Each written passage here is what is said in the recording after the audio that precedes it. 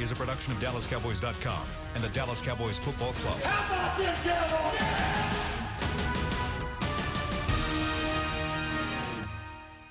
This is Talkin' Cowboys. Streaming live from Dallas Cowboys training camp In Oxnard, California. Handoff, Elliott plowing to the goal line. Barry, sacked by Lawrence. Prescott keeps it, and he bangs it in for the touchdown. Here are Mickey Spagnola, Brian Broaddus, Rob Phillips, and Bill Jones. And welcome into Talkin' Cowboys, our second week here in Oxnard, California, and the second full week of Cowboys training camp. Rob Phillips hosting for the great Bill Jones. We'll try to press forward without our fearless leader for the next couple weeks. What's up? We should have pushed that chair there with the headset sitting there. Yes. This is Bill Jones. And a Channel 11 shirt. Yeah, right? Yeah.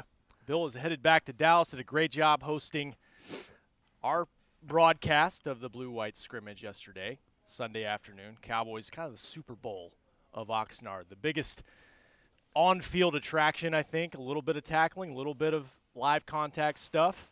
And let's get into that. Let's get into just the first week of camp. Mickey Spagnola, Brian Broaddus. Welcome, guys. I'll tell you what, it's a good thing we had Bill there for that. Yeah. That was a marathon. It was like a juggling act, and he does it so well. Yeah, absolutely. I want to say the MVP excuse me, I'll get this out. The MVP of this thing was my guy to my left. He did a really nice job of not only gathering really nice interviews, but coming with some big information. That's what sideline reporters are supposed to do right there, and this guy did it very well.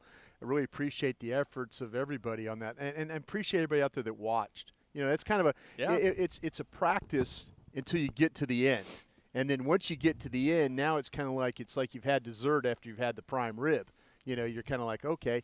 But, yeah, as you said, Rob, a lot of really good things for a lot of young guys. Some guys stepping up that, you know, and I give you credit for Jordan Chun, by the way. You've been kind of tapping that bell as we've been going along. Hey, don't sleep on this guy. Don't sleep on Jordan Chun. I thought yesterday helped himself. And again, in our eyes, they probably already knew. Mickey already probably knew. But Jordan Chun, I thought, did a really nice job. And it's good to see Mike White have a little success moving the team. That's line one for this coach. Move the team, finish drives. He was able to do that yesterday. You're referring to that play it out period at the end. Yeah, very end. Where it is finally kind of a scrimmage. They do tackle. Right. It was about a 10-play series with Mike White running the offense. Right. Jordan Chun, Mike Weber getting carries at the running back position, and just an opportunity for the Cowboys coaching staff to evaluate those young guys leading into the first preseason game where those guys will probably get the majority of the reps. It was almost like they forgot they were supposed to tackle. Yeah, tag off. Weber. It's like they touched up, and it's like, oh, no, we got to put him on the ground. There were three guys that had a shot to wrap him up, yeah, and he acted like he was playing Minnesota Golden Gophers. Just bouncing off guys and getting it. But really a nice physical run there. You know, not much at the point of attack for him to really make, but just kept his feet moving and was able to work his way out of that. Yeah, I thought we got a good look at those young running backs. Jerry Jones was, when I got him after the scrimmage, he was impressed with the running backs. And he wasn't trying, and I know what people are thinking, oh, he's just saying that because negotiating, not there. He's exactly. And he knows better, but he liked what he saw from Pollard, just how fluid he is, how he can do so many different things. You know, obviously Chun stood out. And then the way Alfred Morris had a couple nice runs, and he went into how the coaches really like how he adapts to what they want to do in the running game.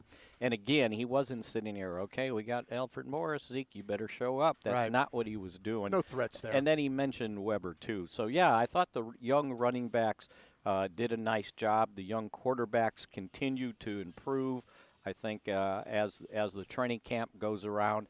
And then the one guy Jerry couldn't wait to get to was Joe Jackson. That was a heck of a hit. That hit he made. Wow. Who was that on? It was I on. didn't catch it was on Weber.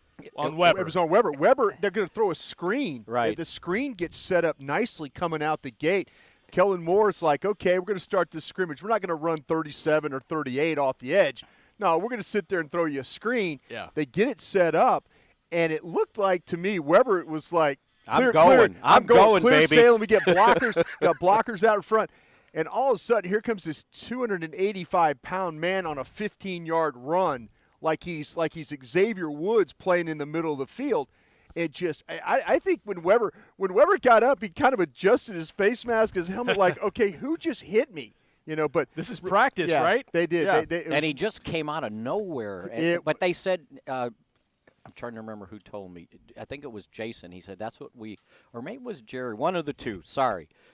He said that's what we saw on tape before the draft, that he played to the whistle, and the effort was always great, and he just never gave up on a play. I mean, because think about it, where that screen was. Oh no, he was and where 15 he yards started from, right? He's on an upfield rush on Mitch Hyatt, and Mitch Hyatt does a nice job of saying, don't let anybody beat you across your face. So Hyatt walls him out, and then all of a sudden it turns into, oh wait, there's a screen on their side, and Hyatt kind of says, oh, I've done my job. Joe Jackson is like, no, you haven't. And he starts on a sprint. Seriously, I mean, he is covering some ground like a linebacker or safety. Yeah. And by the time that Weber's trying to kind of cut back, boom, right there, laid him out. And he did. He kind of had to adjust his helmet once he got up. Big Ten football again for Mike Weber. And, and what does Garrett always say? When you can go through camp, practice well, but you got to make plays. And he made a play, and somebody noticed it. Well, you know what? He's a guy, to me, that's easy to get lost in this mix right now of 16 defensive linemen, because to my recollection, he was the one guy when the rookies first came in. We didn't talk to Joe Jackson. No.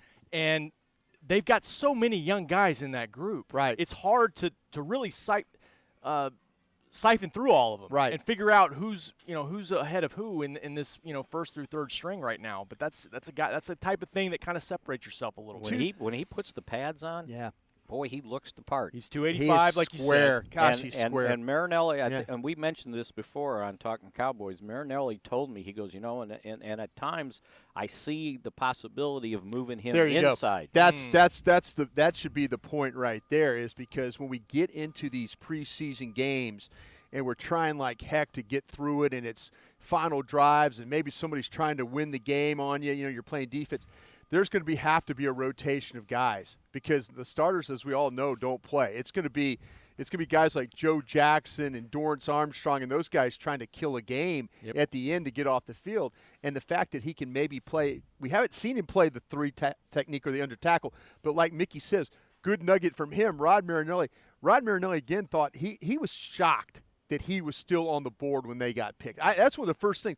I asked Rod Marinelli, I go, man, this Miami kid, he goes, I am shocked that he was still on the board when we picked. So let's see if something like this can elevate him and kind of get him, going in camp and some of the practices and stuff, because he's been kind of quiet. Another guy I thought, and I don't know if you noticed this, but this is just from Scout's Eye stuff, I noticed Donovan Wilson playing in this 10-play scrimmage better. He hasn't had the safety from Texas A&M. He hasn't had the opportunity to really show that he can play with range, he can cover. He just hasn't had enough of that look. So sometimes you get lost with these safeties.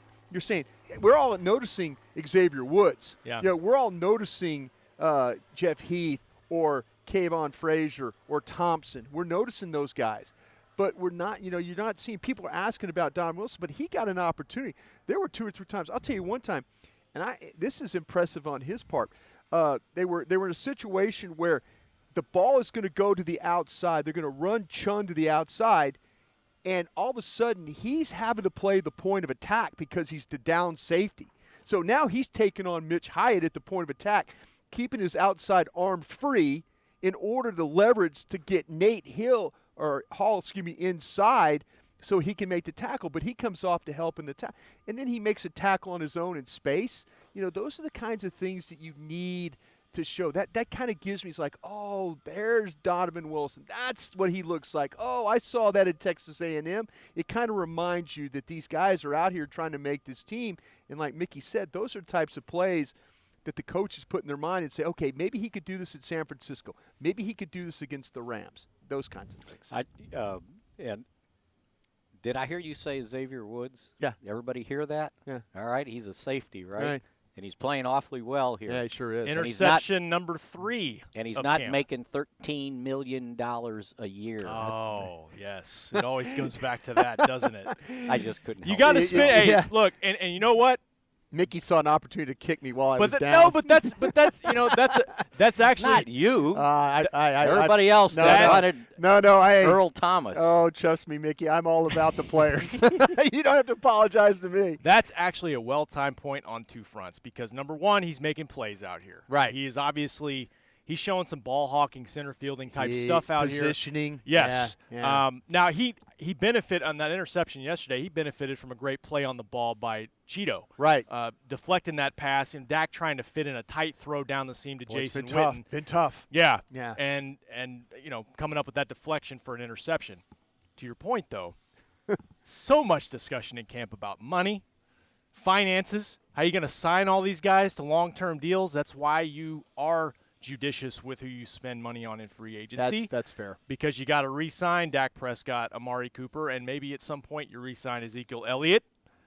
When that will be, we don't know. You have to pick your positions that are priorities, and then you spend your money on those positions, and you just try to survive at the other one. You got to have a I'll learn one pecking day. order. I'll learn.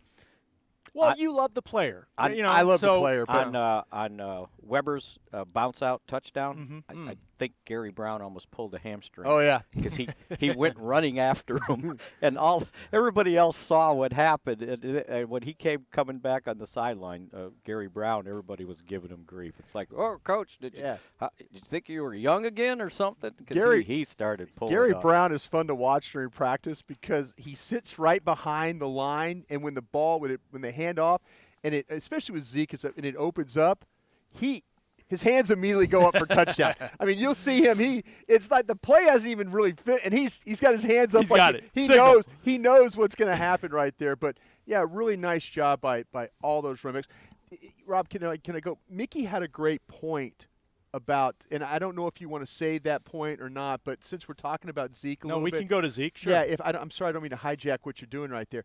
But Mickey made a really, really good point during the broadcast. I said, heck, 2 hours, we got something out of this.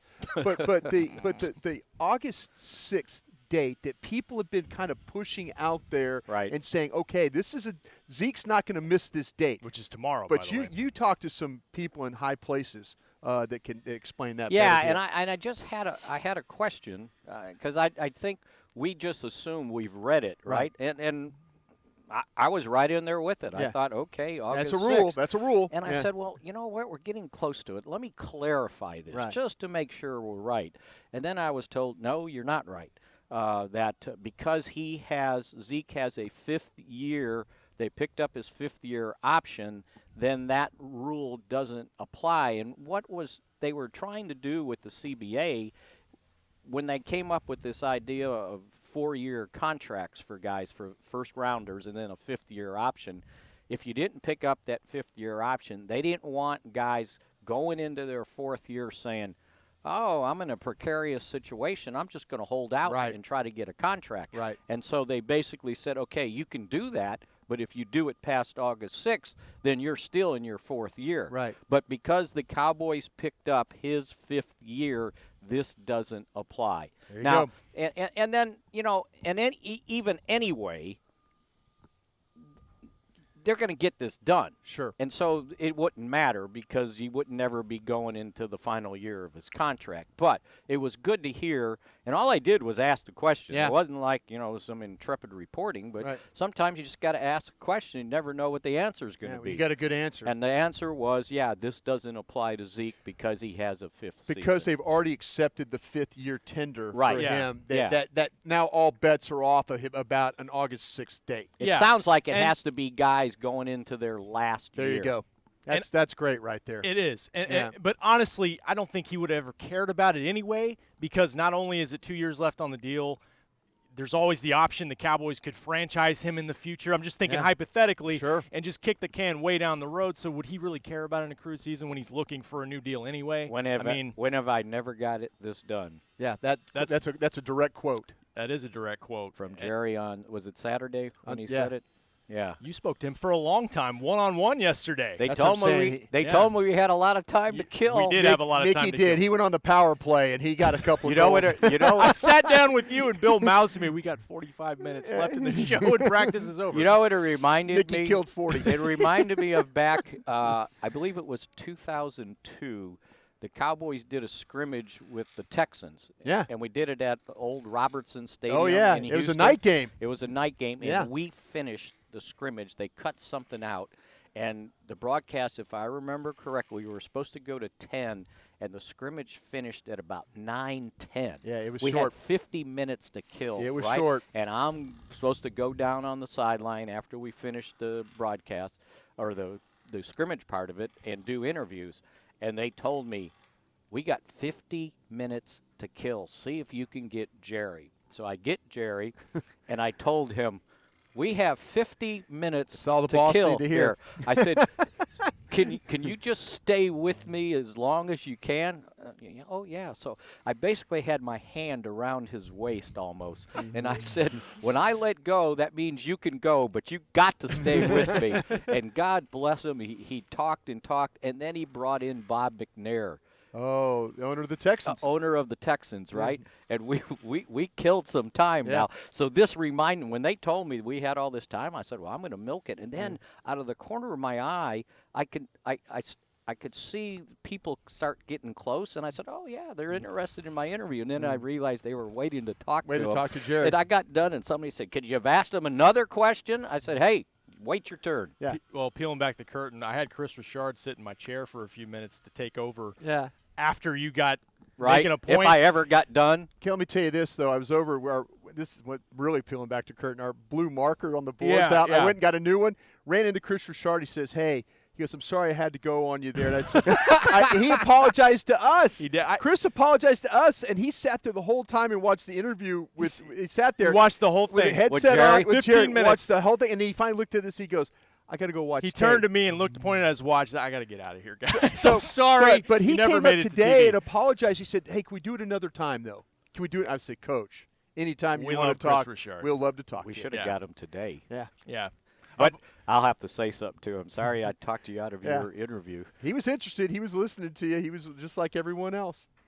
Anytime the Cowboys owner speaks, One-on-one. you let him go. Gotta Right? go. Yeah. You gotta go. Absolutely. Let's take a break early, and when we come back, maybe touch a little bit more on Jerry's meeting with you and with the media, Zeke, contracts, all that stuff. Let's just get that out of the way, and we can circle back to some things we liked in practice and in the first week of training camp. Just kind of take a larger view of things when we come back on Talkin' Cowboys.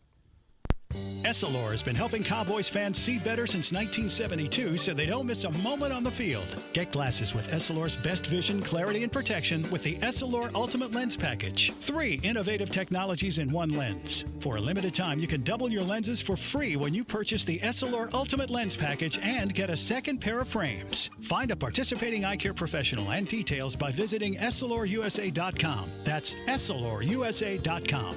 Terms and conditions apply. Do you want the most interesting, up-to-the-minute Dallas Cowboys news straight from the Star in Frisco? How about exclusive and on command? That's right, news and nuggets you can't find anywhere else. With our exclusive Cowboys content on Alexa, you can have all the answers, secrets, stories, and more. What's Stephen Jones thinking during a game? What's Joe Looney's favorite pregame meal? We take your questions to Cowboys players and coaches, and you can hear the answers directly back to you. Just say, Alexa, open Dallas Cowboys. If you're like me and you love... if you have a thing, then cutting the cord is scary. But then I found out I could switch to DirecTV Now and still get the live sports I love. No satellite needed, no bulky hardware, no annual contract, just... Get the live sports you love. Try DirecTV Now for $10 a month for 3 months. Visit DirecTVNow.com. DirecTV Now. More for your thing. That's our thing. Use code REALDEAL. Limited time. Price for little package. After 3 months, renews monthly at full price. Currently minimum $40 unless canceled. Prices may change. New subscribers only. Cancel anytime. Content varies by package and may be limited. Restrictions apply.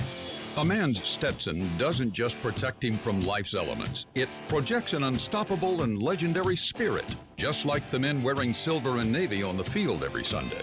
Since 1865, Stetson hats are American-made with pride right here in Texas.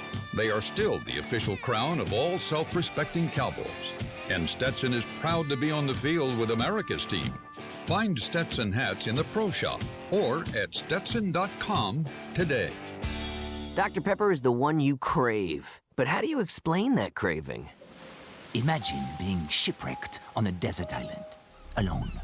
Glass-like curls of surf pound the shore with Dr. Pepper-colored waves. Surrounded by desire, but you can't drink it because it's the ocean. Fish live in there.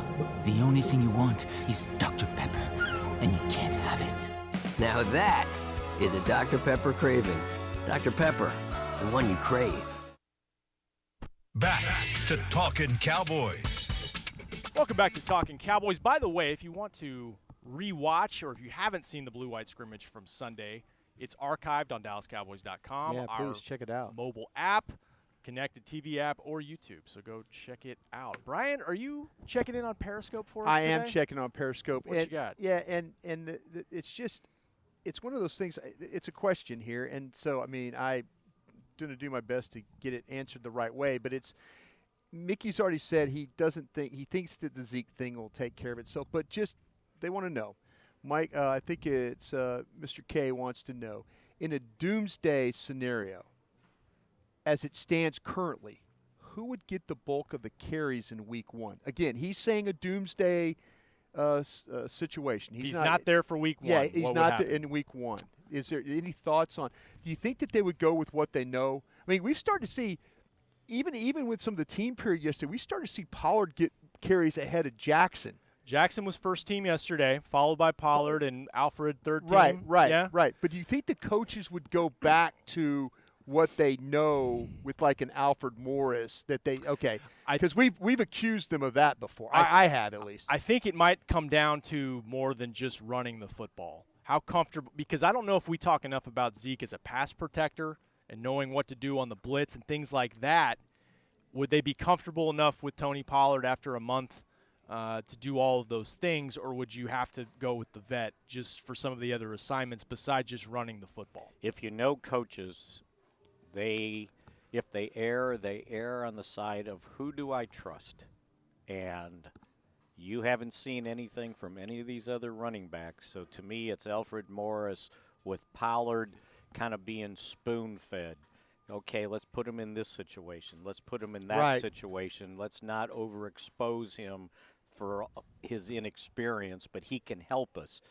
So I think they go with Alfred Morris. Darius Jackson, we'll see where this thing goes, because I don't know that they would keep 4 running backs. Yeah, I don't either.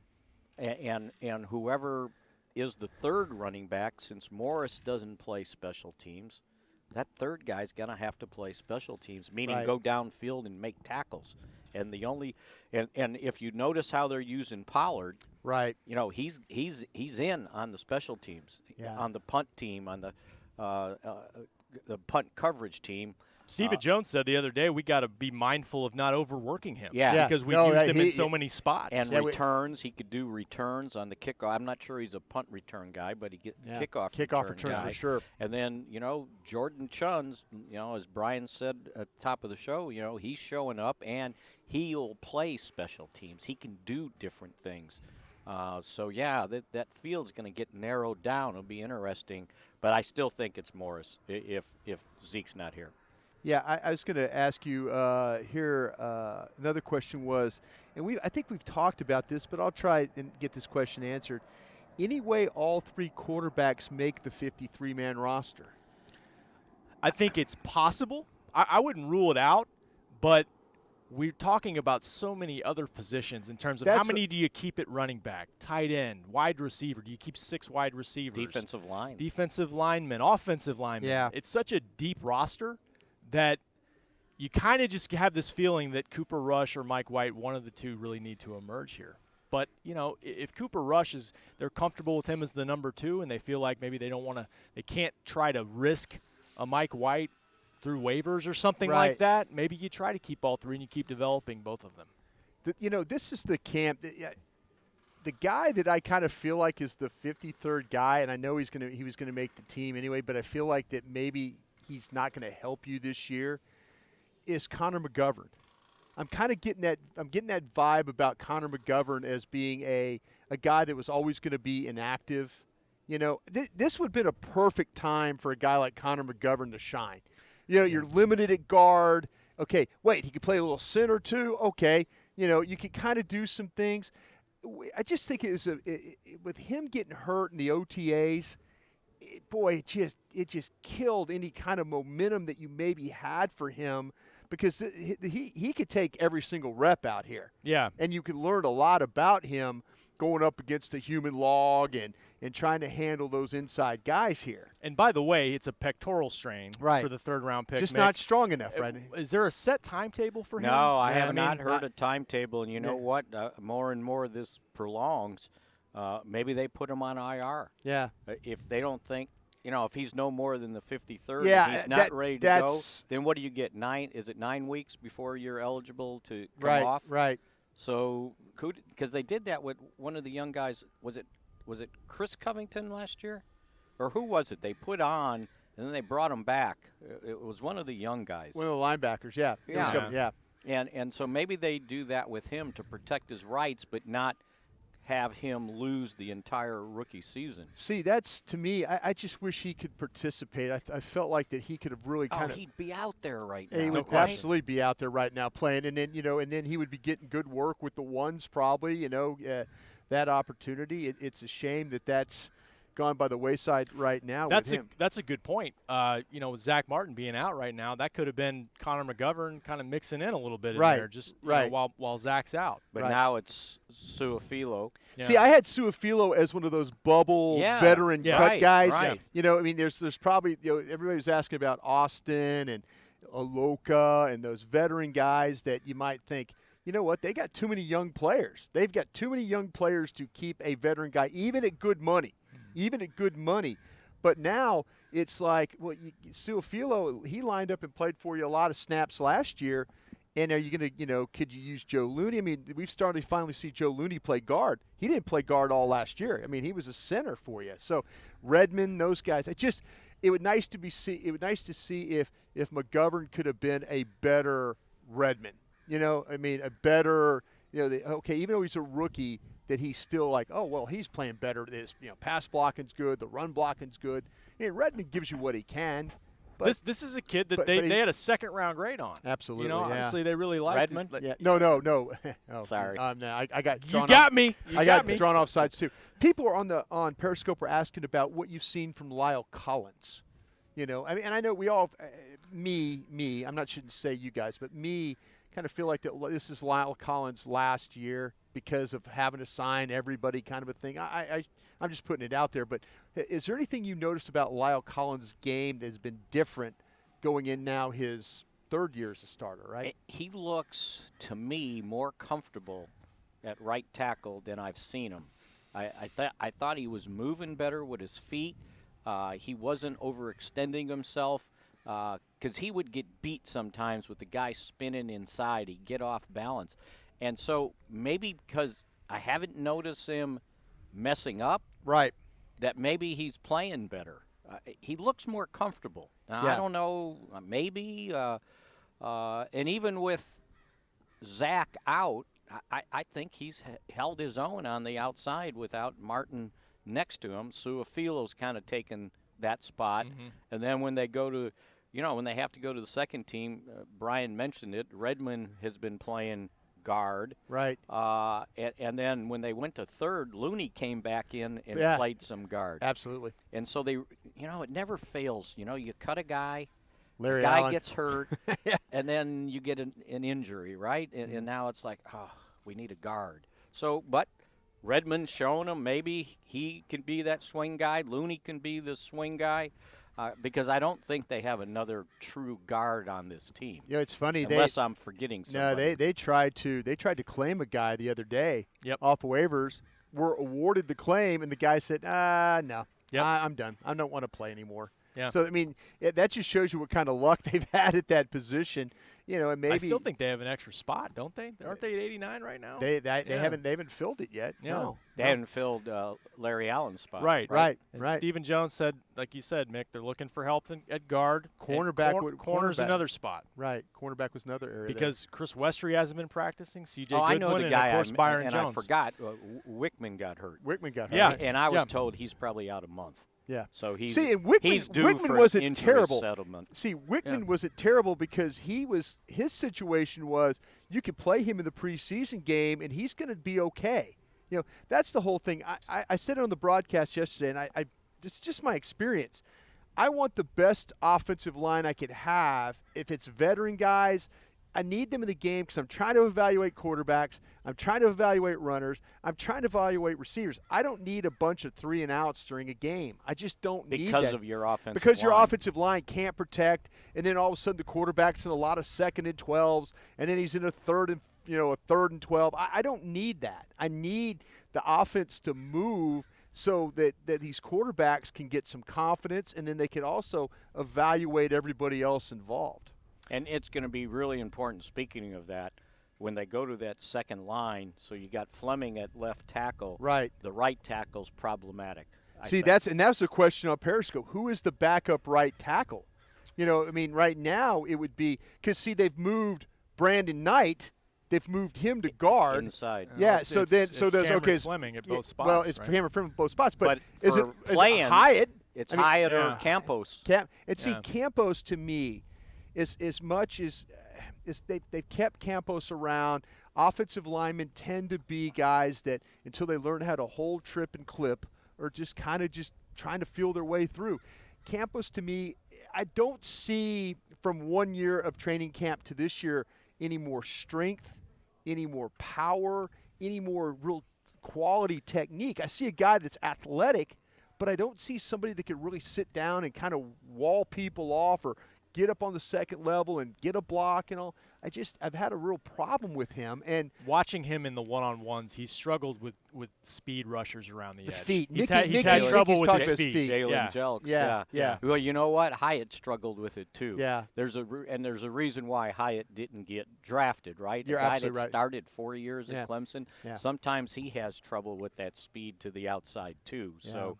Yeah, they don't really have anybody to challenge at this point Fleming for that backup tackle job. Yeah, and to me, Fleming could very well be a liability. I mean, that's where I think you have to be a little bit careful. You want to just throw this and say, oh, well, this guy, he's going to be. He automatically has it. I would have liked to see him challenged. Yeah, his thing is he signed the 2-year extension, or the extra year. I mean, they gave him a year, and then he got an extra year, and you're kind of going, okay, it must be the confidence that he played well in the Philadelphia game, and I think he played against New Orleans and stuff and was okay. But I think there's more liability there than I think promise. That's just my evaluation. Well, he knows how to hold. So. He does know how to hold because his body gets into some bad positions. Yeah, bad positions. To answer your question about Lyle Collins, he's looked solid to me. Yeah. I think if the guy, though, if you're comparing him to Tyron Smith, though, it's tough because Tyron, to me, is one of the top 5 guys I've watched in camp so far. I think he's been outstanding. Him and Malik Collins, to me, have been outstanding. They've been outstanding. Yeah. I mean, Tyron lets nothing get past him, and Malik has been dominant. Go ahead rushing. and throw Xavier Woods in there for all the plays that he's made. So, yeah, it's guys that you kind of would think, Malik Collins, and Stephen Jones even brought it up. He said, hey, Malik Collins knows it's a contract year. Yeah, he understands that. But I think with Malik Collins, it's not about a contract year. It's about being healthy. Right. Sure. When Malik Collins is healthy, Malik Collins is a dangerous player inside for people to have to deal with. He had that. I'm trying to see. I was kind of on the following sideline. along. He had that play. Was it during goal line? He busted through and dropped him for like a 5-yard loss or something. His speed is amazing, and you're right. When he's got 2 good feet, he's incredible. Yeah. I was going to go down the line because we started this track on the O-line. I was going to go down the line and talk about Connor Williams. There was a play in one-on-ones where Connor Williams has improved his strength. He is a bigger, stronger man than he was a year ago. Malik Collins pancaked him, flattened him in a one-on-one rush. He missed with his hands. When Connor Williams missed with his hand, and all of a sudden body was on Malik Collins, and Malik Collins took his left hand and did the old Reggie White hump move where he just kind of tossed him aside. Yeah. And, 320-pound man was laying on his back after that play. You know what? He's quiet. He doesn't say much. Right. But on the field, he's a bad mama. He's mean. He's very mean when it comes to playing. And again, it's all about health with him. Sure. It's all about health. And just remember, he was a heavyweight champion wrestler in high school, okay? Yeah. Was he? Leverage. Oh, yes. Leverage player. Yes. I didn't know that. You got to have a mean streak to be a heavyweight champion. Let's just keep going real quick on the O-line. Travis Frederick, how has he looked through a few padded practices? I think it's been better. I thought he got off to a slow start, Yeah. and more I see of him, he seems to be getting his sea legs under him. So, Okay. But I hate to say it, but it's a process he has to go through to get back used to playing football. Yeah. And he's not doing the one-on-ones right now. No, They're and keeping him he's out of great, that. and he's grateful for that. Yeah. That was pretty funny. This is one of those things where if you want to really knee jerk, you're thinking that he's coming back. He's slowly working his way back, and it's still going to be a long way. I just hope that he regains, and maybe he'll never be at that all-pro level again because we don't know how debilitating this is. But at least there's some signs where I'm seeing some second-level stuff. I'm seeing him sit down on a guy. Mm-hmm. There's a couple of times where he's kind of been like he was in a revolving door. When you go through a door and you kind of get caught and you're kind of turned, and he's like, man, he's always been such a good positional player. Yeah. He's always been snatch that 3 technique, get around, work your butt, get up the field, get to another block. I mean, he's the reason why Ezekiel has had so much success because his ability, I always say, to cut that defense in half. Give that space, that gap, that lane. And I think he's trying really, really hard to rekindle those thoughts of how great a player he was. And I'm sure there's some times now where he's grateful for being out there, but I'm sure there's some times where he sits in the huddle and goes, damn it, 3 years ago I made that block. God, I can't believe I missed that block. Yeah. Or I can't believe I didn't get that guy completely out of the play. I got him out, but I didn't get him completely out of the play and dominate. When Dak was asked the question about Travis and what he focused on, he said just running that offensive line, getting the call in first, allowing us to play fast, allowing me to trust what's going on, trust the protection. So they trust what he knows up front, and Dak's deal was allowing me to play fast because he knows what's happening up front. So right. Yeah. I think that's a benefit. And and remember what we said coming into this training camp when we knew he was going to be back on the first team.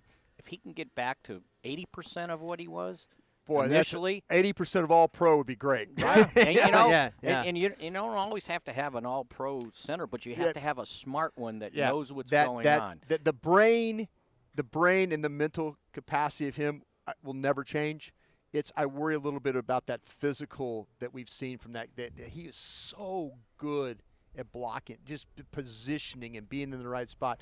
And I just hope this illness hasn't robbed him of some of that. There was one play, I think it was over here. I want to say it was in the red zone work yesterday.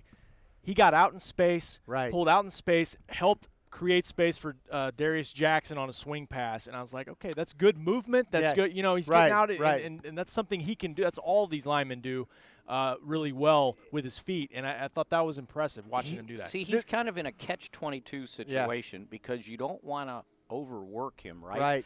But he needs the work. So in these preseason games, how do you balance, gosh, he really needs to be out there, but I don't want to overdo it. Week 2 against the Rams in that preseason. Hopefully he'll get a couple series. We can kind of see maybe their guys, maybe their good players will play a little bit, and you can kind of get a gauge, right there. Yeah. All right, let's take our final break. When we come back, we'll take some more Periscope questions. We'll recap some stuff from Jerry, maybe some Zeke talk, and I want to get a little progress report on Dak Prescott, too, before we get out of here. Next on Talkin' Cowboys. If you're like me and you love I mean, if you have a thing, then cutting the cord is scary. But then I found out I could switch to DirecTV Now and still get the live sports I love. No satellite needed, no bulky hardware, no annual contract, just... Get the live sports you love. Try DirecTV Now for $10 a month for 3 months. Visit DirecTVNow.com. DirecTV Now. More for your thing. That's our thing. Use code REALDEAL. Limited time. Price for a little package. After 3 months, renews monthly at full price. Currently minimum $40 unless canceled. Prices may change. New subscribers only. Cancel anytime. Content varies by package and may be limited. Restrictions apply. It's time for tailgating with the OtterBox boys. The OtterBox that builds those crazy protective phone cases? Yup, and now they're changing the side dish game with the OtterBox Trooper Soft Cooler. Lightweight, mobile, and leak-proof, Trooper is perfect for blitzing a crowded parking lot with a Frito pie. Amazing. Hey, you think I could fit my 7-layer salmon salad into the Trooper cooler? Yup, but please don't. And that's been Tailgating with the OtterBox boys. Learn more about the Trooper soft coolers at otterbox.com. While a player could look good on paper, it's when he's out on the field that you really find out what he's made of. That's why the Cowboys rely on more than just stats and scouting reports when building their team. When picking a tractor, it's why you should rely on more than just specs and features. You've got to take it out and put it to the test. The Cowboys did when they named John Deere their official tractor. Experience one for yourself.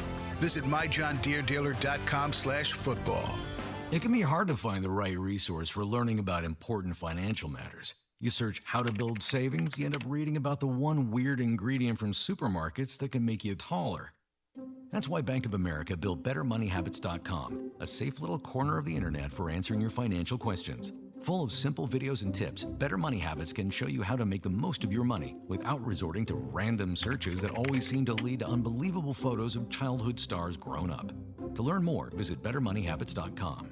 Essilor has been helping Cowboys fans see better since 1972 so they don't miss a moment on the field. Get glasses with Essilor's best vision, clarity, and protection with the Essilor Ultimate Lens Package. 3 innovative technologies in one lens. For a limited time, you can double your lenses for free when you purchase the Essilor Ultimate Lens Package and get a second pair of frames. Find a participating eye care professional and details by visiting EssilorUSA.com. That's EssilorUSA.com.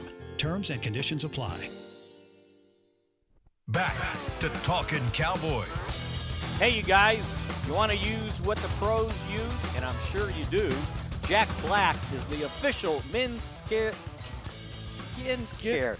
men's care brand of the Dallas Cowboys. Get your Jack Black Playmaker 4 JB Faves, plus a full-size lip balm for just $10 with free shipping at getjackblack.com. Use that code Cowboys.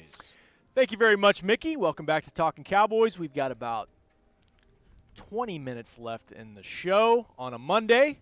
Cowboys off today. They'll get back to work on Tuesday with an afternoon practice. Is it an afternoon practice on Tuesday? Yes, it is. All righty. I think not till Thursday is the a flip practice. A morning practice. Yeah, leading into the trip to San Francisco. Do you realize how much time is consumed by practice watching? Oh, no. And press conference and after press conference and interviews after practices. It's a lot. I added up. It's 5 hours. But the weather's good. Yeah. So we'll take it. Don't get that man started on the weather. God, it's great out here. Yeah. It's wonderful. It's wonderful. And Jerry was out there holding court for a while after practice. He was. Just quickly, anything that jumped out as far as contracts, Zeke, update on that, his thoughts on how those things I didn't going. hear him talk about that, so after I finished with him, we were unhooking, and I went back, and he was still talking, so I kind of missed Well, you what asked he Stephen said. Jones. You said, any update on Zeke, and he says they don't want to talk to me.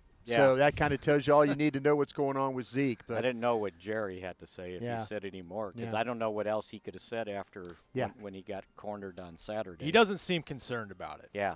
Zeke or any of it. I think the feeling is publicly they're saying that this stuff will eventually get done. The thing that one of the things that stuck out to me, what he said after that afternoon practice, he was asked about, are you mad at Zeke because you've had his back and now he seems to be dissing you?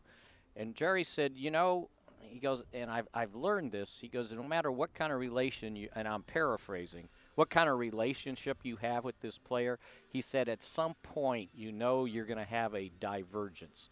meaning you're going to go opposite ways. Your interests diverge. Yeah, your interests diverge. Yeah.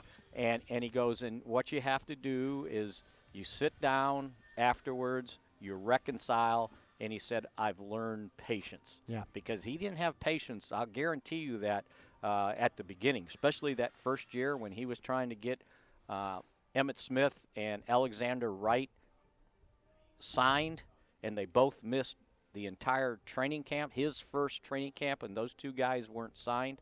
He was mad, and he was mad at those agents. Oh, he would just, spitting mad at them. To the point where they were hoping that they didn't have to deal with those agents ever again. Right. So, and he didn't have patience, believe Not at all. me. But I think he has learned that, because, it's happened. It happened again with Emmitt. Truth be known, it happened at the end of Troy Aikman's career when they were going to release him, and Troy wanted to be released right away. They weren't going to give him that $7 million roster bonus heading into 2001. And what Jerry wanted to do was not release him until after June 1st so they could spread out the remaining prorated signing bonus. And he wanted to get released right away because he thought he had an opportunity to go to San Diego, where Norv was the offensive coordinator. And they ended up, in the meantime, before he eventually got released, they Flutie. They signed Doug Flutie to be their backup quarterback, and he ended up, I think, starting some games. Sure did. And he was mad at Troy, and Troy was mad at him, and then eventually the business part dissipates, and it's like, you're my best friend. Absolutely. So he's kind of learned that. He's had the opportunities to go through those types of things, and I think he seems much calmer about this. Let's put it that way. He's calm, and Steven's pissed. You're right. No. Steven is Jerry. Yes. 25 years ago. Yes. Yeah. Absolutely. You learn. You learn how things. The older you get, you have more patience, because you're not guaranteed tomorrow. So you have more patience with things. But Steven has become Jerry and I think with Steve, I wouldn't want to negotiate with Steven, because I think Steven would reach across the table and grab your throat. I think he's more stubborn. Oh, he is. Jerry will finally kind of give. Jerry will give you the horse trailer and a parcel of land, and hey, let's go have a Johnny Walker Blue. Steven will step on your throat if he can, and I mean that in a respectful way. But I think that this team, that's good. They need a general manager that's going to draw the line. And will take a hard line. Yeah, and it's not just us. Yeah. I've heard that from other people out there in the business world that have had to deal with Steven. Right. And they go, man, you don't want to mess with him. I've seen Stephen Jones Stephen Jones will walk up to somebody and say, hey, you're going to have to deal with me now. You're dealing with me, so just get ready for that. And I was like, okay, well, here we go. But here we go. Hey, off Periscope, real quick, if I could. I've got some people lining up. And, again, appreciate everybody out there at Periscope. You make our life easier when we kind of need to do some questions and stuff. Raphael wants to know, are they comfortable with Maher, or will they go after someone else? We saw him miss a 32-yard field goal. I wrote about it in Scout's Eye today as my last point. The operation was completely successful. The snap was good, a slight spin with Chris Jones, and a bad miss to the left, pull left, that would have lost the game for these guys yesterday on a 32-yard miss. See, and that's the concern.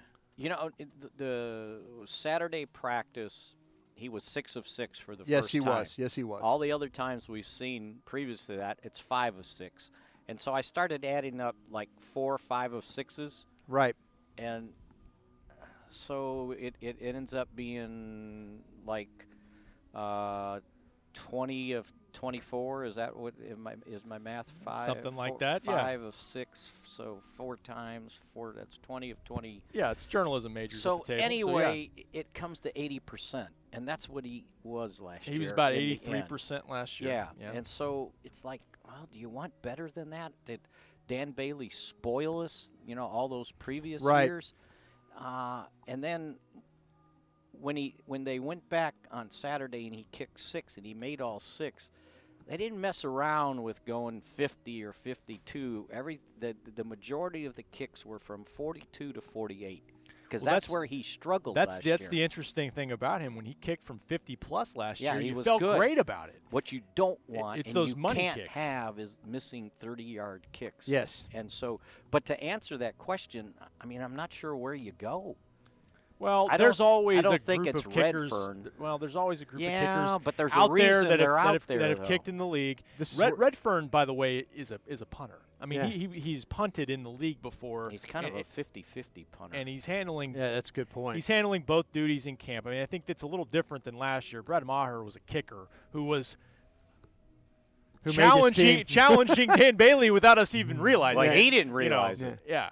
So. But these are the days, Mickey, and you guys remember, this is the days you miss Steve Hoffman. Yes. Where Steve Hoffman could go to Home Depot or Lowe's, and he'd get 10 guys out of there with aprons on, those orange aprons, and one of them would end up being an all-pro kicker. Or he could fix it. He always was great. I mean, 6 years of working here in the scouting department, never had to evaluate one kicker because Hoffman always took care of it.